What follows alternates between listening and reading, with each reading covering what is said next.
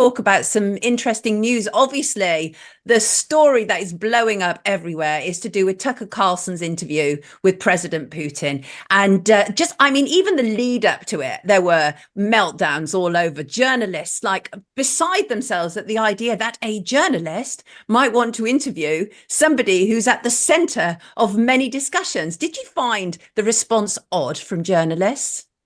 Oh, shock horror. A journalist goes to interview someone. This is what they should be doing all the time. This is what we should have been doing from the very beginning. But instead, what happened was Western governments banned anybody from actually even watching RT, which used to be on, all of the satellite channels you can receive in the UK. And that happened across the Western world. And then said essentially, that you mustn't have contact even with certain people who are in the Russian government, Russian citizens, Russian businessmen, whatever. But I think it's fantastic that Tucker Carlson has gone over there. He tried to do it before, I think, but then there were threats against him, and sort of he didn't do that a few months ago. But now he's gone and done it, and he's gone to interview President Putin. And it's unbelievable, the meltdown from some of the people in the mainstream media, Hillary Clinton and others, and saying, oh, you got to be careful because this is disinformation, when we know that Western governments and the Western mainstream media have been putting out disinformation and misinformation for the last 4 years at least, about one thing after the other. So really, Yes. I think that these people are just, complete hypocrites, but they don't even see their own hypocrisy. But the good news is that most people in the world can see through it. And this looks like it's going to be the most watched interview of the year, if not the decade, which is fantastic.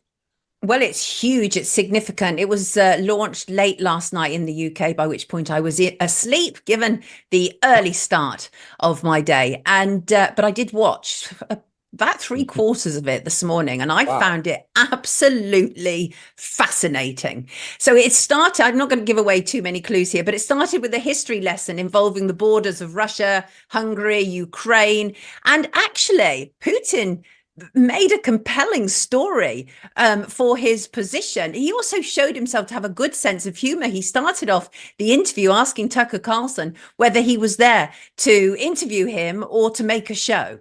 But it was really, really good humor. And one of the things that he revealed, which I thought was very interesting, was he talked about when Bill Clinton was at the Kremlin, and he'd said to Bill Clinton about Russia joining NATO. And Bill Clinton said, that shouldn't be a problem. This is obviously when Bill Clinton was still the president. And Bill Clinton was like, that shouldn't be a problem. And then later at dinner, Clinton said he talked with some people and that would not be possible.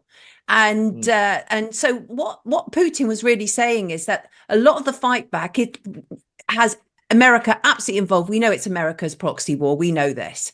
But he was saying it was about the issue of borders and about how it had been long considered that Ukraine was an artificial state that was shaped at Stalin's will.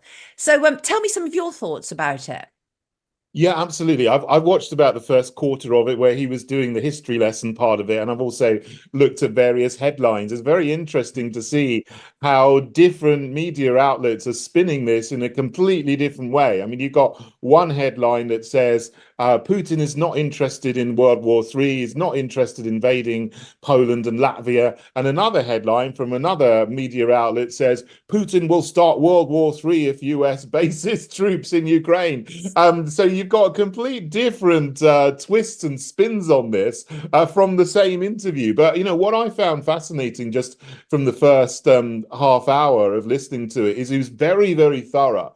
And he was doing something, which we don't get very often in Western media, is that someone is willing to sit down for 2 hours and go through and explain things very, very thoroughly. And Yes.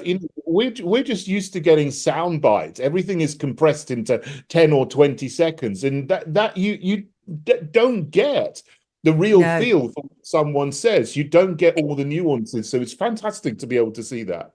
It absolutely is. Let us just park that there a second. We're going to go to Matt Boylan with the news headlines. We're going to be straight back discussing the Putin and Carlson interview. I got a news flash for you. Newsflash! TNT Radio News. Matt Boylan here with a look at your TNT headlines. US President Joe Biden has called a rare late-night press conference at the White House, defending his mental capacity and his ability to run the country. Because I'm the most qualified person in this country to be President of the United States and finish the job I started. Donald Trump is another step closer to securing the Republican presidential nomination after winning the Nevada caucus. And Russian President Vladimir Putin has told Tucker Carlson that he has no intentions of attacking NATO. Are you enjoying listening to TNT Radio? Do you think we're doing a good job? Then please let us know. Why not leave us a like or a positive review or comment on Facebook, Gab, or Getter? Help us get the word out as we cover the biggest topics of our time on today's News Talk, TNT Radio. Oh, yes, people indeed are happy that David Curtin is joining today's News Talk TNT. James Henry House says, big up David Curtin. At last, someone with common sense and integrity in equal measure. James, I agree with you, but what do you mean at last? And Jules says, journalists, I use the term very loosely. Enraged the journalist seeks both sides of a story. Hilarious, really. So the thing is, David, we were just discussing about the disparity in the headlines, how one headline is portraying him basically, still as a sort of warmonger who doesn't want peace. And another is, saying, oh, he does. But the fact is, he said very, very clearly, he offered peace.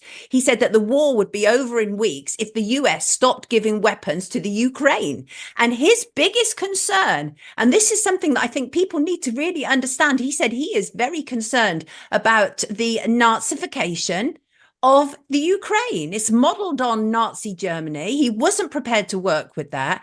And every time that we say to people, there's Nazis in Ukraine, they're like, oh, no, don't say that. These are victims. People can't bear the thought of that, can they? Yeah, well, there's complete inconsistency in the Western mainstream media about this, because between 2014 and 2021, there were all kinds of stories about neo-Nazis in Ukraine. Ukraine's got a far-right problem. But as soon as the special military operation started, as Putin calls it, in February 2022, it was like, no, there's no Nazis there. And then, well, there may be a few, but they're good Nazis. Really, the cognitive dissonance is off the scale. But this is true. And we see it. We saw the Azov battalion. They're well known. I mean, there was a whole film about this, Ukraine on Fire, and it was all about this happening and the rise of real neo-Nazis in Ukraine. So obviously he's very, very concerned about that. And I think he's also concerned about NATO expansion into Ukraine. And he said that at the beginning. And, as I've said, and you've said, and many other people who are actually watching this and actually know the history of Ukraine, going back to 2014, going back to the 1990s, maybe even going back, even before that, have said that this could have been stopped if we'd have just got round the table and talked peace and not tried to expand NATO up to the borders of Russia, including Ukraine with the Zelensky regime and the neo-Nazi battalions that are there. I mean, it was common sense. The other thing that I think is I've mentioned before, which is very disturbing, is that Putin and Zelensky talked peace. They went to Turkey in April 2022. They arranged a peace deal, and the next thing you know, Boris Johnson has flown out to talk to Zelensky, and then the peace deal is scuppered. And then Zelensky's like, no, we're not making peace. Now, Putin's accused Boris Johnson of being the one that did that scuppered the peace deal. Johnson's denied it. So I don't know what they actually said behind closed doors, but it's very, very obvious that, he went over there, and that is coincidental with the continuation of war and the escalation of war. So, the government that we have in this country, in my opinion, has got blood on its hands. And, there's a case for bringing that to the International Court of Justice, for example. So we need to take this very seriously and look into this. But what we need to do as well is make sure, if there's another chance of peace, that we don't scupper it this time, that we actually, pursue this, because 500,000 Ukrainians have died. And they're the ones who have suffered most, because they're being picked up in press gangs now and sent to the front line as cannon fodder. And, if we care about Ukraine, if we really care, we will want to stop this war as soon as we possibly can.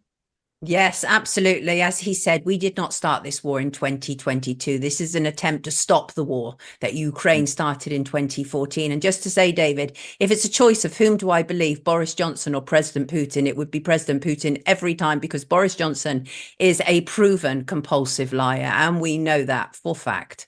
So let me move on to the next story with you. This I found extremely, extremely disturbing. And by the way, I absolutely say go watch that interview. Absolutely worth